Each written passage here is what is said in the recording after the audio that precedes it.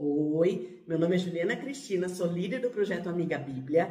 O Projeto Amiga Bíblia tem como objetivo, 4 objetivos. Primeiro, que você leia a Bíblia todos os dias. A Bíblia é nosso alimento espiritual, não passe fome espiritual, se alimente da palavra de Deus. Então, leia a Bíblia todos os dias, medite no que leu, pense, reflita no que você leu, entenda o que você leu. Por isso que a gente tem aqui o nosso canal, para que você entenda o que você leu. Coloque em prática na sua vida. Não adianta só ler a Bíblia, ver vídeo Amiga Bíblia, se você não colocar em prática. Coloque em prática na sua vida. E 4º ponto, compartilhe o que você aprendeu com outras pessoas. Pode ser compartilhando esse vídeo, pode ser falando. Não espere ser uma professora de teologia para compartilhar o que você está aprendendo. Fala de coração. Eu não aprendi muito, não sei muita coisa ainda, mas eu vou falar para você o que eu aprendi. Faz isso com outras pessoas, compartilha com outras pessoas. A gente está estudando aqui a carta de Romanos. A gente vai começar o capítulo 3. Nós temos vários vídeos da carta de Romanos já aqui. E também, nós temos também um grupo no WhatsApp, totalmente gratuito, se você quiser fazer parte, eu vou deixar o link aqui na descrição, para que você possa fazer parte disso com a gente também, estudando o livro de Romanos, versículo a versículo, e outros livros também. Vamos lá. Versículo 3, capítulo 3, Romanos 3, de 1 a 8, diz assim: a gente estava falando sobre os judeus que se achavam no vídeo anterior, que hoje também colocando para o dia de hoje, muitas pessoas que se dizem cristãs se acham os superiores, os melhores, mas não vivem de acordo com o que Deus nos manda. Agora ele continua aqui, tá? Lembrando que a carta não foi escrita em capítulos e versículos. Os livros da Bíblia não foram escritos em capítulos e versículos. Eles foram separados em capítulos e em versículos posteriormente, para ser mais fácil para localização, tá? A gente lê de pouquinho em pouquinho, mas a carta foi escrita assim, inteira, tá? Os livros, os evangelhos, tudo foi escrito inteiro. Mas vamos continuando aqui. Daí Paulo questiona. Paulo aqui em Romanos, ele faz muitas perguntas, né? Hoje está na moda a arte de fazer perguntas, o que vale não são as respostas, mas são as perguntas. Mas fala que Paulo faz perguntas, ele mesmo responde, e ele vai nos envolvendo nos ensinos dele aqui, tá? Então, que vantagem há então de ser judeu? Ou que utilidade há na circuncisão? Expliquei no vídeo passado que era a circuncisão, é uma marca no corpo masculino que os judeus faziam ao 8º dia, tá? Depois, se quiser saber mais, volta no vídeo anterior. Então, ele fala assim, tá bom. Então, você vai falar assim, o que adianta então ser judeu? Daí, Paulo continua, porque ele era judeu, lembra disso, né? Muita, em todos os sentidos, principalmente porque aos judeus foram confiadas as palavras de Deus. Então, para quem que foi entregue a palavra de Deus? Primeiro teve o chamado de Abraão, depois de praticamente 400 anos veio Moisés, e foi entregue para Moisés. As leis de Deus, as leis, e as mais conhecidas são os 10 mandamentos, mas tem muitas outras leis, tá? Então, foi entregue aos judeus a palavra de Deus, a revelação de Deus e os preceitos de Deus. Que importa que alguns deles foram infiéis? Então, quer dizer, Paulo está dizendo assim, que importa se algumas daqueles judeus também não seguiram? Ele continua ainda, a sua infidelidade anulará a fidelidade de Deus, porque não foram todos os judeus ainda. Paulo explicou isso no vídeo passado, eu expliquei, ele fala no trecho passado. Não são todos os judeus que são considerados povo de Deus. Não era a linhagem de sangue que fazia diferença, assim o coração, a entrega a Deus que faria a diferença. E aqui ele fala, alguns deles não foram fiéis. Mas alguns não ser fiel, não vai dizer que Deus vai se tornar infiel diante disso. E ainda diz, de maneira nenhuma, seja Deus verdadeiro e todo homem mentiroso. E verdade.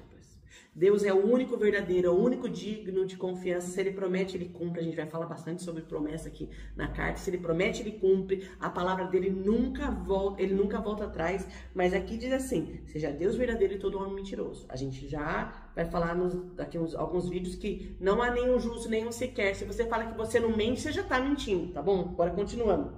Como está escrito, para que seja justificado nas tuas palavras e prevaleça quando fores julgados. Então, como você tem vivido? Não é só na sua palavra, na sua maneira de viver também tem que fazer. Lembrando do vídeo anterior.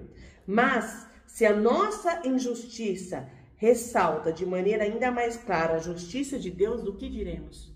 Porque qual que é o nível de comparação? Você, na sua vida, você não tem que se comparar com o outro. Você tem que se comparar com Jesus. Porque o outro um dia vai falhar. Um outro dia vai pisar na bola. Um outro dia vai pecar e você vai se decepcionar. O nosso modelo, o nosso exemplo é Jesus. E a gente tem que enxergar isso. Aquele é o padrão. Porque se a gente seguir o padrão humano, lógico que a gente tem pessoas que nos inspiram, mas o padrão não são pessoas, o padrão é Jesus. As pessoas que devem nos inspirar são aquelas que estão buscando ser mais parecidas com Jesus, né?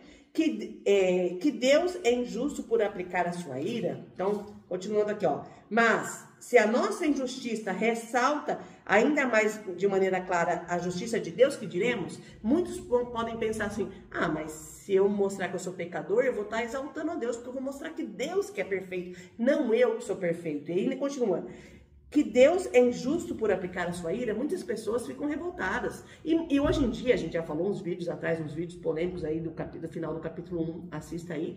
Hoje em dia está sendo pregado que Deus é amor. E a justiça de Deus é perdoar todo mundo. Não, sinto muito dizer, Deus é justo. Ele já falou que o pecado, a condenação para o pecado é a morte. Então, se fizer errado, vai morrer, né? Morrer espiritualmente. Mas Jesus morreu por nós. Voltando. Estou usando argumentos humanos. Paulo, ele anda nessa carta aqui, fazendo questionamento e argumentando como se fosse um advogado, né? É isso, é aquilo, ponderando de um lado, do outro, para nos levar a refletir e pensar. Claro que não.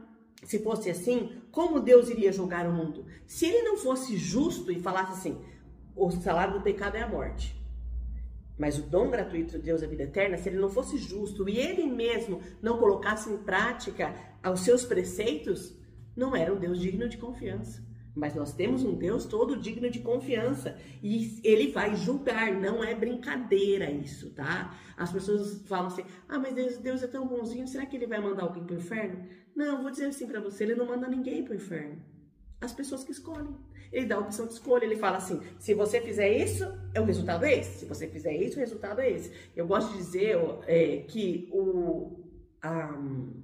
a Bíblia é um livro de escolhas e de consequências. Tá claro aqui. Então ele não manda ninguém para o inferno. Se você não escolher, ele te dá a opção para você entregar sua vida para ele e viver uma vida totalmente maravilhosa, de aceitar que Jesus morreu na cruz por você para pagar o salário que você tinha, consequência do seu pecado. Mas se você não escolher, não tem o que fazer. Ele é justo, né? Continuando. Alguém pode alegar ainda, se a minha mentira ressalta a veracidade de Deus, aumentando assim a sua glória, por que então eu sou condenado pelo pecado? Olha que absurdo, né? Ele está usando indagações até meio absurdas, exemplos até meio absurdos para não chamar atenção. Se você pensa que, mas Deus é tão bonzinho, então se eu não merecia, mas ele me levar para o céu, então porque ele é bonzinho, porque ele é amoroso. Não, ele é justo. Tá? Ele é amor e é justiça, é uma balança, né? Continuando. Por que não dizer, como alguns caluniosamente afirmam que dizemos, façamos o mal para que nos venha o bem?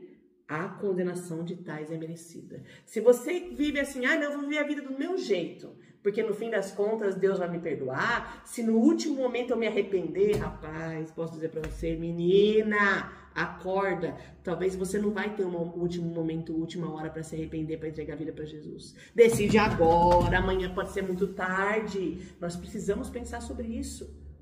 Um dia todos nós vamos comparecer ao tribunal de Deus. Ele é o juiz. Jesus veio como Salvador, mas agora ele vai voltar como juiz. Pensa sobre isso. Como você tem vivido a sua vida hoje? Ou você tem assim, Deus é bonzinho, Deus é amor, e vem vivido a vida de qualquer jeito. Paulo tá dando um chacoalhão, eu também tô te dando um chacoalhão. Pensa sobre isso, como você tem vivido a sua vida. Realmente é uma vida cristã verdadeira? Ou você tem vivido de qualquer jeito, pensando que, Deus é bom, a graça dele é maravilhosa, e eu vou viver do jeito que eu quero? Pensa sobre isso. Não dá, não dá. O cristão verdadeiro, Jesus fala, pelos frutos conhecereis a árvore. Você se diz cristão, mas vive uma vida de qualquer jeito? Pensa bem se você é cristão mesmo. Pensa bem. Bora, gente. Coloque em prática o que você tem aprendido. Não deixe para amanhã de tomar a decisão mesmo. Não estou dizendo de aceitar Jesus, porque muitas pessoas assistem nosso canal já tomaram essa decisão de tanto que eu já falei, né? Mas de viver uma vida cristã verdadeira sem hipocrisia.